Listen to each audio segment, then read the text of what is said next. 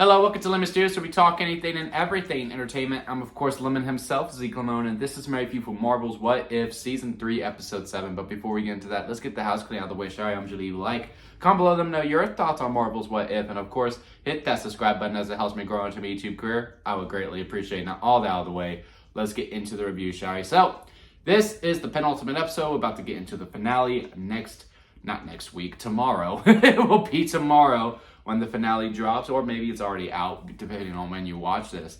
And there was no what if scenario in this. This is where we go back to seeing the Guardians of the Multiverse, or our favorite what if character, Captain Carter. I actually really like her. I like what we did in season 2. I like how bonkers and got just how much we just kept upgrading her to the point where she was pretty much really overpowered, and she had all of these different things.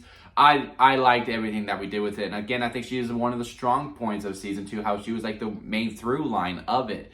Because at the end of the day, sure, this is an anthology series and every episode is different, but I did appreciate how there was an ongoing narrative throughout season 2, and which I do believe makes season 2 one of the better seasons, maybe the best season of What If season 3 is to stay as the last season. And I liked, seeing Darcy and Howard's baby grown up and seeing the powers that it has and how smart she is. I also really liked seeing the original character that we made in season 2. I do not remember her name. And it was awesome seeing Storm. I've been yearning, and I think a lot of us are, to see some proper Storm action in a live action movie, or just in general, really, because even in X-Men 97, we did get it, but we didn't get it towards the end. Like, we just won it consistently throughout.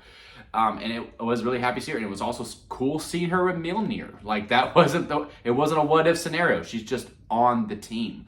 And I think, if anything, the weakest part of this episode, because, again, a lot of this was really cool to see. It was cool seeing the Nebula from season 2 as well, who is the detective who becomes Yondu, right? It was cool seeing all of these different things. It was cool how this all really goes back to square one in season 1, where we have to bring back Infinity Ultron. And this Ultron won, but he does realize, I got it wrong. I got it wrong. I love the line at the end of there is no peace without humanity, and there is no humanity without conflict. Or it was something within the lines like that. I was like, that's a really good line. That's actually a good lesson to really develop throughout, because you just want peace and you just want to get rid of everyone. But one of the worst punishments that anyone can give anyone is solitary confinement. And it just really spoke to me, that line. I was like, wow, what a deep, line to have in What If. I just think the only downsides to it is that I do think we probably should have added some other characters as well. Like, I really don't know how Riri Williams is not on the team after the Watcher helped her out. Now, granted, it was all very recent, because I can understand why the Iron Fist character is not part of it, but I just feel like the people that Watcher actually intervened with should be on the team to be like, this guy saved my life. If it wasn't for the Watcher, Riri Williams would have been dead. If it wasn't for the Watcher, Iron Fist from the Wild West wouldn't be around. So I just feel like those characters should have been a part of the team. And because, again, I love seeing Storm, but we've never seen her before. All these other characters we have seen before. And it's just one of those things where it felt like everyone was coming together. And then oh, look, there's Storm as well. Again, happy to see her, and I like the character that she was being portrayed within the show. I like her conversation that she has with Captain Carter. It was just how did you get here? What is your story? What is going on? I just would have liked to see her what if to get her to this point, as opposed to, hey, she's just here for the ride. But hey, look, see, it's Storm. I also, when Watcher was on trial or something, or he's on punishment, he's on these things, and he's trying to be smart and coy, where he's like, but you can't intervene. He goes, but, we took an oath to protect what we protect. So, if they come for us, we're going to attack. And he's sitting there oh my God. I'm like, what did you expect, dude? What did you expect? I don't know. The Watcher, I like him, and I still fully expect to see him in live action at some point. But that whole bit, I was just like, are you an idiot? Are you an idiot? At some point you had to know they were going to come for you. And then you kept intervening. And then, like, you're getting mad that they're going to intervene, that they did what you're going to do. And, you know, the line at the end, too, goes, well, this watcher doesn't mind intervening. I was like, well, one, he's not a watcher. I don't remember his actual title.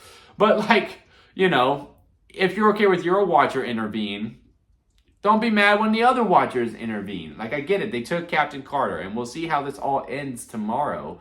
But, you know, it was just some of those lines. I was just like, yeah, that's a little silly. Like, you're not really making this a big threat, if you will, because, again, you're okay with other people doing it, but you're not okay with this other person doing it.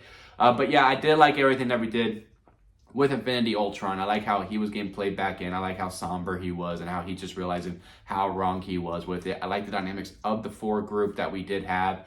Was kind of hoping to see, you know, Thor again because he is on that team, but I get it. Probably could have put the money down to have Chris Hemsworth in the booth. And I can also understand why, you know, Guardian T'Challa is not a part of this because, again, Chadwick Boseman unfortunately passed away. So I understand why he's not there. You probably could have got another voice actor to play Thor, though, unless it's in Chris Hemsworth's contract. Like, if Thor's in it, I'm in. Like, it's one of those things, sure. But, you know, it would have been nice to see them instead of just having it be these 4. Again, I didn't mind the group's dynamic. I like them trying to figure out how to get to the 5th dimension.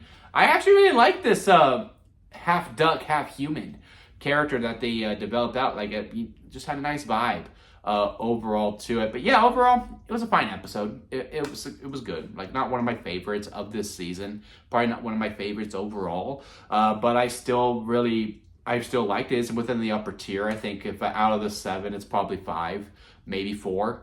Yeah, let me know what y'all think about it down in the comment section. Leave a like if you made it this far within a review. I do greatly appreciate it. Hit that subscribe button for the finale for tomorrow, along with everything else that is heading over into the channel in 2025. We're going to cover all the Marvel shows. We're doing DC's Creature Commandos right now, and a bunch of other things too that aren't superhero related.